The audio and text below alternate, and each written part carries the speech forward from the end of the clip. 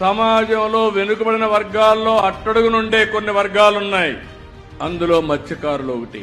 మీరెప్పుడు సముద్రాన్నే నమ్ముకున్నారు. తెల్లవారుతో పోయి అర్ధరాత్రి పోయి మళ్లీ తిరిగి రావాలంటే ఆడబిడ్డలు తిరిగి వచ్చే వరకు ఎక్కడికక్కడ గందరగోళంగా భయాందోళనలో ఉంటారు.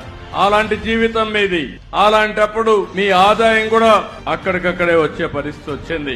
అదే సమయంలో ఈ రోజు మీరు చూస్తే వేట విరామం 2 నెలలు 61 రోజులు మనం ఇస్తాం. దానికి కారణం సముద్రంలో చేపల అభివృద్ధి కావాలి.